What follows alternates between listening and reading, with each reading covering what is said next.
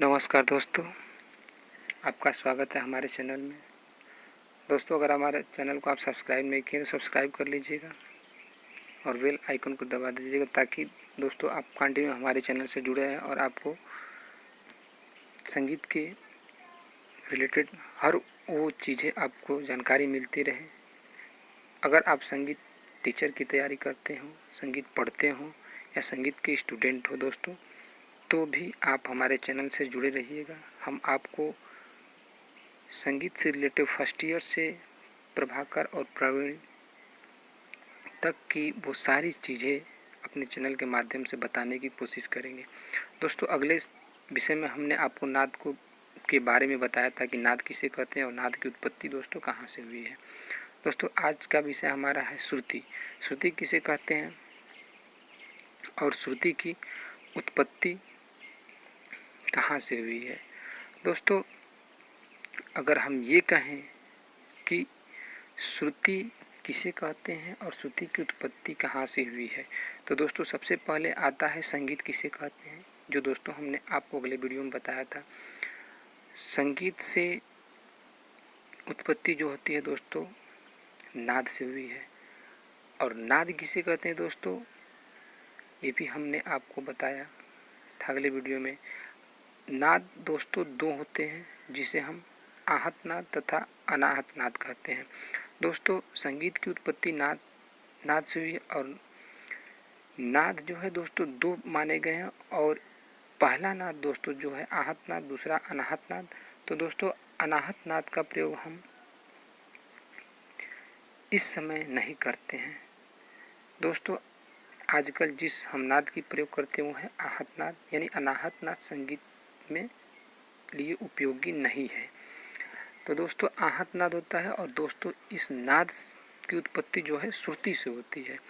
तो दोस्तों आज का हमारा विषय यही है कि श्रुति किसे कहते हैं। तो दोस्तों कहा जाता है कि भारतीय संगीत का मूल आधार श्रुति को ही माना गया है। दोस्तों, भारतीय संगीत में श्रुति को ही संगीत का मूल आधार माना गया है। जैसे दोस्तों अगर हम ये कहें कि संगीत की उत्पत्ति नाद से हुई है और नाद की उत्पत्ति जो है दोस्तों श्रुति से हुई है। श्रुति जो है दोस्तों 22 होती हैं, आगे आपको हम बताएंगे। चलिए आइए थोड़ी चर्चा करते हैं कि श्रुति किसे कहते हैं। दोस्तों, वह छोटा से छोटा नाद जो संगीत उपयोगी हो और स्पष्ट रूप से अलग अलग पहचाना जा सके श्रुति कहलाता है।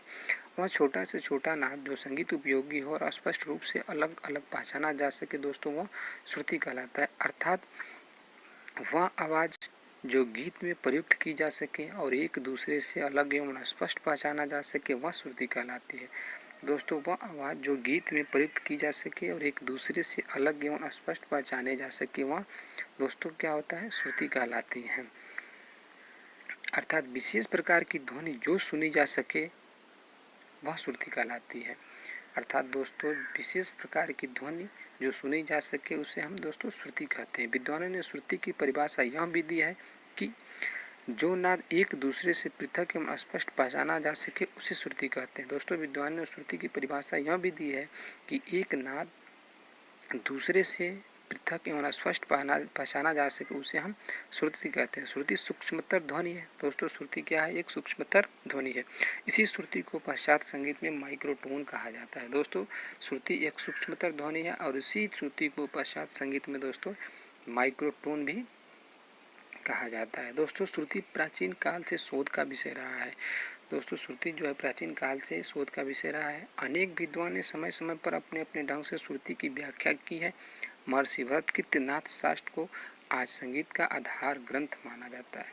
दोस्तों, महर्षि भरत कीर्तिनाट्य शास्त्र को आज संगीत का क्या हो, आधार ग्रंथ माना गया है। दोस्तों, ऋषि भरत ने अपने ग्रंथ में श्रुति की व्याख्या नहीं की है। ऋषि महर्षि ग्रंथ ने श्रुति की व्याख्या नहीं की है दोस्तों, अपितु सिर्फ यह कहा है कि 22 श्रुतियाँ होती हैं। भारत के पश्चात अनेक विद्वानों ने श्रुति की व्याख्या अपने अपने ढंग से की है। जैसे दोस्तों हर विद्वानों ने अपनी अपनी व्याख्या अलग अलग ढंग से की है। अपितु ये कहा जाए कि प्रथम आघात के अनुरण हुए बिना जो हास्यनाद उत्पन्न होता है उसे श्रुति कहा जाता है। दोस्तों प्रथम आघात से अनुरण हुए बिना जो ह्रस्व नाद उत्पन्न होता है उसे श्रुति कहा जाता है। जैसे दत्तिल ने श्रुति की परिभाषा निम्न प्रकार से की है, अर्थात श्रुति विशेष प्रकार की ध्वनि है जो सुनी जा सकती है। दोस्तों श्रुति क्या है? एक विशेष प्रकार की ध्वनि है जो सुनी जा सकती है। श्रुति की परिभाषा यह विधि है कि जो नाद एक दूसरे से पृथक एवं स्पष्ट पहचाना जा सके उसे श्रुति कहते हैं। दोस्तों श्रुति की परिभाषा यह भी दी है कि जो नाद एक दूसरे से पृथक एवं स्पष्ट पहचाना जा सके उसे दोस्तों श्रुति कहते हैं। पहले एक सप्तक में ऐसा पृथक पृथक सुने जा सकने वाले नादों की संख्या 22 थी। दोस्तों पहले जो है ऐसे सुने जा सकने वाले नादों की संख्या 22 मानते हैं। हमारे हृदय स्थल में 22 नाड़ियां हैं, उनके सभी नाद अस्पष्ट सुने जा सकते हैं, अतः उन्हें हैं। दोस्तों हमारे संगीत शास्त्रकार प्राचीन समय में 22 नाद मानते चले आए हैं। दोस्तों हमारे संगीत शास्त्रकार प्राचीन काल से ही 22 नाद मानते चले आ रहे हैं। ये नाद क्रमशः एक दूसरे से ऊपर चढ़ते चले गए हैं। ये नाद दोस्तों क्रमशः एक दूसरे से जो है ऊपर चढ़ते चले गए हैं। अतः 22 श्रुतियों का गान करने में सर्वसाधारण को कठिन होती थी। दोस्तों 22 श्रुतियों को गाने में कठिनाई महसूस होती थी, अतः इन 22 श्रुतियों में से 12 स्वर चुनकर गान में प्रयुक्त किया जाने लगा। दोस्तों जो पहले 22 श्रुतियाँ माने गए हैं उन पे गाने में बहुत कठिनाइयाँ होती है, जिसके कारण हमारे संगीतकार शास्त्रकार ने 22 श्रुतियों में से 12 स्वर चुनकर गान करने लगे और जिस पे हम आज गान करते हैं। परंतु दोस्तों केवल कोहल ने अपने ग्रंथ में कोहलम जिसका नाम है दोस्तों, जिस ग्रंथ का नाम है कोहलम, उन्होंने 66 श्रुतियों की चर्चा की है। मंत्र, मध्य, तार, इन तीनों सप्तक की श्रुतियों की कुल संख्या अगर दोस्तों जोड़ी जाए तो ये देखते हैं कि हम एक सप्तक में 22 श्रुतियाँ मानते हैं, तो दोस्तों 3 सप्तक माने जाते हैं, मंत्र, मध्य और तार। तो 22 × 3 = 66 होगा दोस्तों, इसलिए 66 श्रुतियाँ हो जाती हैं। 22 श्रुतियाँ एक दूसरे से क्रमिक ऊंची ध्वनि है, अर्थात दूसरी श्रुति की तारता पहली श्रुति की तारता से अधिक है, क्योंकि श्रुति एक दूसरे से ऊंची दुनिया है। क्यों है दोस्तों? क्योंकि श्रुति एक दूसरे से ऊंची दुनिया है। 22 श्रुतियाँ एक दूसरे से क्रमिक ऊंची ध्वनियों है, अर्थात दूसरी श्रुति की तारता पहली श्रुति की तारता से क्या होगी दोस्तों? अधिक होगी, क्योंकि श्रुतियाँ एक दूसरे से ऊंची ध्वनियाँ हैं। अतः विद्वानों ने हर ध्वनि श्रुति को अलग अलग नाम दिए दोस्तों, इसलिए विद्वानों ने श्रुति के अलग अलग नाम दिए। श्रुतियों को 22 ही मानी है, परंतु इनके नाम में अंतर पाया जाता है। भरत, नारद तथा दत्तिल के अनुसार श्रुतियों के नाम जो दोस्तों आगे हम आपको बता रहे हैं इस प्रकार हैं। इन तीनों के अनुसार दोस्तों नाम भी दिया है, जिसे आप नोट कर सकते हैं। भरत, दत्तिल व नारद के अनुसार 22 श्रुतियों के नाम। तो दोस्तों आइए हम आपको सबसे पहले भरत की जो श्रुतियों के नाम दिए हैं उनके बारे में बताएं। दोस्तों भरत ने 22 श्रुतियों का नाम क्या क्या माना है? पहला तिब्रा, कुमुदती, मंद्रा, छंदोवती, द्यावंती, रजनी, रत्तिका, क्रौंद्री, क्रोधा, वज्रिका, प्रसारणी, प्रीति, मार्जनी, क्षिति, रक्ता, संदीपनी, अलापनी, मंदंती, रोहिणी, रम्या, उग्रा और छोड़ी। दोस्तों ये था हमारा भरत मुनि ने जो श्रुतियों का नाम दिया है। दोस्तों आगे दत्तिल मुनि के बारे में हम आपको बता दें कि दत्तिल मुनि ने दोस्तों 22 श्रुतियों का क्या क्या नाम दिया है? नांदी, चलनिका, रस्सा, सुमुखी, चित्रा, विचित्रा, घना, मातंगी, सरसा, भृता, मधुकरी, मैत्री, शिवा, माधवी, बाला, सारंगरती, कला, कलखा, माला, विशाला, जया, अमातृति।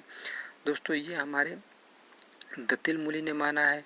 अब दोस्तों नारद मुनि ने 22 श्रुतियों को क्या क्या नाम दिया है? सिद्रा, प्रभावती, कांता, सुप्रभा, शिखा, दीप्तिमती, उग्रा, हद्दी, निर्वड़ी, दीरा, सरपहरा, छांति, विभूति, मालिनी, चपला, बाला, सर्वरंता, शांता, विकलनी, हृदयोमूलिनी, विसारणी व प्रसून्ना। दोस्तों ये हमारे तीनों ऋषियों ने अपने अपने अनुसार 22 श्रुतियों की रचना की और नाम दिया। प्राचीन विद्वान ने दोस्तों ये नाम दिए। संगीताचार्य चतुर ने श्रुति को उनके प्रकृति के अनुसार 4 भागों में बांटा। दोस्तों संगीताचार्य चतुर ने श्रुतियों को उनकी प्रकृति के अनुसार 4 भागों में बांटा। उनके उच्चारण उच्च तथा रुद्र ध्वनि को दोस्तों वातज कहा, गंभीर तथा ध्वनशील ध्वनि को पितज एवं मधुर तथा सुकुमार ध्वनि को कफज कहा।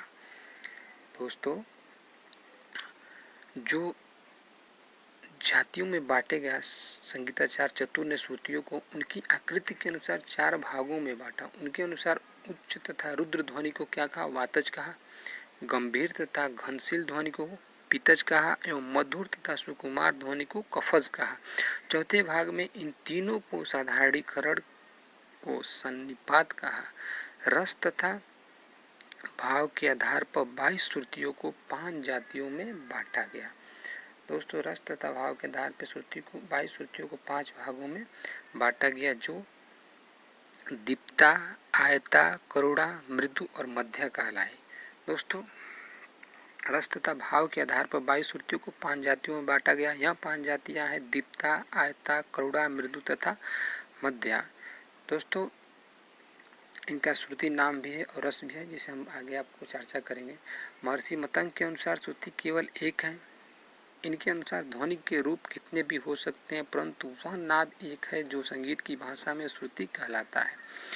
दोस्तों नाद एक है जो संगीत की भाषा में श्रुति कहलाता है। जैसे धुआं चाहे कितना भी रंग बदले उनका नाम धुआं ही रहता है, वैसे ही ध्वनि है। दोस्तों अगर ये कहा जाए कि धुआं सफ़ेद कलर है तो हम सफ़ेद कलर तो उसको मानते हैं, लेकिन उसका नाम धुआं ही है। दोस्तों उसको हम अग्नि नहीं कह सकते हैं, उसको ईंट नहीं कह सकते हैं, उसको पत्थर नहीं कह सकते। इसलिए दोस्तों जो है वो है। आगे दोस्तों विश्वासु के मत में श्रुति 2 है। पहली स्वर श्रुति तथा दूसरी अंतर श्रुति। अनुश्रुति का अर्थ है शुद्ध स्वर, अंतर श्रुति का अंतर है अंतर स्वर। टुकड़ी आदि कुछ विद्वान वात, पित्त, कफ तथा सन्निपात नामक 4 ग्रंथ की श्रुतियां मानते हैं। दोस्तों ये सभी चौथे भाग में जो सन्निपात कहा गया उन्हीं का यहाँ चर्चा की है। टुकरू आदि कुछ विद्वान वात, पित्त, कफ तथा सन्निपात नामक 4 प्रकार की श्रुतियाँ दोस्तों वो भी मानते हैं। अब दोस्तों श्रुति की विशेषता क्या है, ये आइए इसके बारे में थोड़ी हम चर्चा करते हैं। नाद श्रवणावस्था में श्रुति की अवस्था में श्रुति तथा वक्त अवस्था में स्वर कहलाता है। दोस्तों नाद श्रवणावस्था में श्रुति तथा वक्तावस्था में स्वर कहलाता है। प्राचीन काल से ही विद्वान इस बात से सहमत थे कि नाद जो प्रयुक्त नहीं हुआ वह श्रुति है। प्राचीन काल से ही दोस्तों विद्वान इस बात से सहमत थे कि नाद जो प्रयुक्त नहीं हुआ वह श्रुति है, तथा जब वह प्रयुक्त हो जाता है तो वह स्वर कहलाता है। तथा जब वह प्रयुक्त यानी प्रयोग हो जाता है दोस्तों तो वह क्या कहलाता है? स्वर कहलाता है। दोस्तों स्वर व श्रुति में भेद इतना है जितना सर्व तथा कुंडली में, अर्थात इन 22 श्रुतियों में से जो श्रुतियाँ किसी राग विशेष में प्रयुक्त होते हैं वह स्वर कहलाती है। दोस्तों अगले वीडियो में हम आपको स्वर के बारे में बताएंगे। दोस्तों इस पे चर्चा हम नहीं करेंगे क्योंकि आज का हमारा विषय जो है श्रुति है। तो दोस्तों श्रुति जो है इसकी निम्न विशेषताएं भी कही गई हैं। श्रुति की जो है दोस्तों निम्न विशेषताएं भी कही गई हैं। आइए हम उस विशेषताओं को आपको बताते हैं। श्रुति वह है जो पहचानी जा सके। दोस्तों श्रुति वह है जो पहचानी जा सके। दूसरा है श्रुति वह है जो प्रयुक्त की जा सके, यानी श्रुति वह है जो प्रयुक्त की जा सके। तीसरा है दोस्तों श्रुति भाव अभिव्यक्ति में समर्थ हो, यानी श्रुति जो अभिव्यक्ति में क्या हो? समर्थ हो। चौथा है दोस्तों श्रुति स्पष्ट रूप से सुनाई देनी चाहिए। दोस्तों श्रुति क्या है? स्पष्ट रूप से सुनाई देनी चाहिए।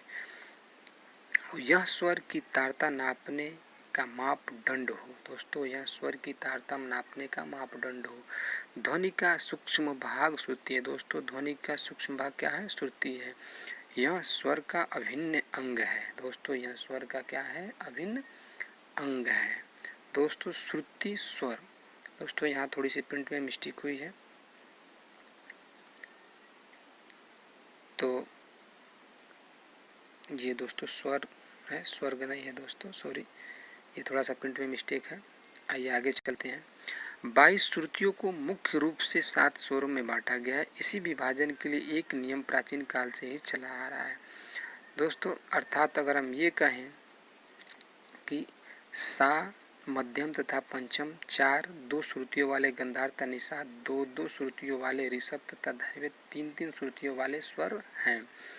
अर्थात षड्ज मध्यम तथा पंचम 4 2 श्रुतियों वाले स्वर तथा निषाद 2 2 श्रुतियों वाले ऋषभ तथा दैवत 3 3 श्रुतियों वाले स्वर हैं। दोस्तों इसी आधार पर एक सप्तक को 22 श्रुतियों को 7 स्वरों में बांटा गया है। इसी आधार पर दोस्तों एक सप्तक की 22 श्रुतियों को 7 शुद्ध स्वरों में दोस्तों क्या हुआ है? बांटा गया है।